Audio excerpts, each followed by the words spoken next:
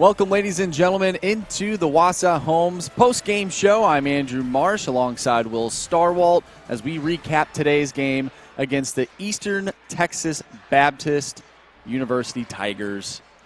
Tough game today, Will. A 10-5 loss for the Saints. Yeah, but with that 10-5 loss, they did score a lot there in the third, and they completely changed it around. So if you take out that first period, it's a close game. It would have been a tie game. It would have been a 5-5 game. They scored 5 goals in that first period, and we thought that the Saints could respond like they did in yesterday's game, but unfortunately they couldn't until that third period. They couldn't really generate any offense until the third. They got one in the second, which could have been a fluke goal, depending on how you looked at it. But either way, they got on the board, but it was a little too late by the third period to end up tying the game up. And that's how things shook for this game. But we're going to send it to Coach Maryville and get his thoughts on today's game, and then we'll wrap things up here on the Maryville Saints Hockey Network. Coach, just kind of not your day-to-day. The first 2 periods, certainly didn't go your guys' way, but the third period had a lot of pluses. Is this a teaching game? Is this a game, hey, we're going to look at a lot of film from it? Or is this we didn't show up? I think a little bit of both. First period, I definitely didn't think we showed up. But second period, I thought we kind of slowed it down a little bit, and it's more of a teaching moment. And then the third period, we turned it on. Mm-hmm. But like I told the guys after the game, be happy with the effort, but not the result. A lot of people think oh, well, you didn't win. Well, that's not the point.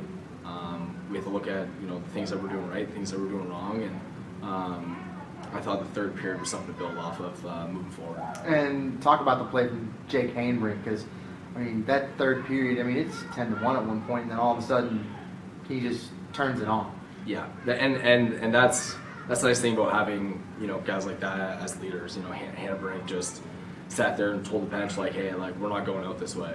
Mm-hmm. Even if we still lose this game, we're gonna just pepper this goalie, and he put the team on his back and he went and did it.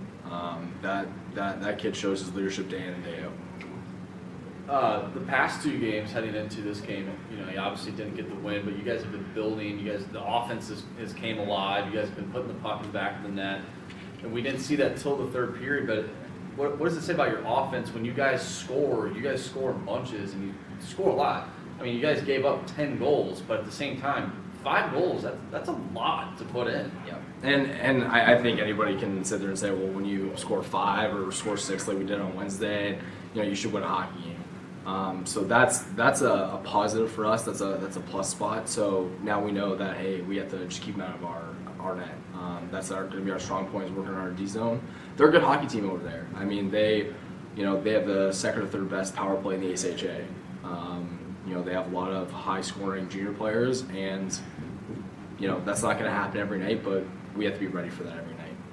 So with this break coming up, are you going to focus more on the defensive side of things during practice, since you guys have been scoring so well? Yeah, I think our offense, like you said, it comes in bunches. So if we can focus on our D zone, that's where everything starts. It starts on our end, and we climb the ladder. We start our end, then the neutral zone, then the offensive zone. So that's going to be our main focus for the next couple weeks, and we don't have to worry about our offense. I know it's there. And in terms of the goaltending change today, Coach, 5 goals. You would probably expect that goaltender to be pulled. Did Hampus respond pretty well to that? Was he owning up to himself, or was that just, hey, let's try something different? You're a goaltender yourself. Yeah, so. yeah, and it obviously it hurts you a little bit mentally when you get pulled. But I had a conversation with the goalies at the start of the year that I'm not going to let them be hung out to dry. I'm going to do what's in the best interest for our team and our program. And it looked like we needed a switch. We were dead. We were down the dirt.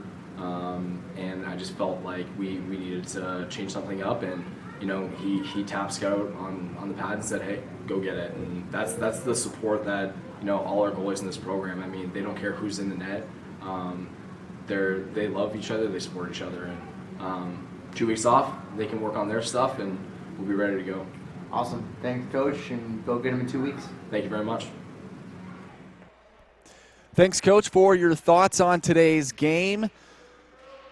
Like we touched on, tough game, but they have some time off. They can regroup, get the batteries recharged, and go back out there and try and get their first win of the season. They have yet to get in the W column this year, and unfortunately, they've put up a lot of goals in the past 3 games, but have not been able to capitalize on that and get a win.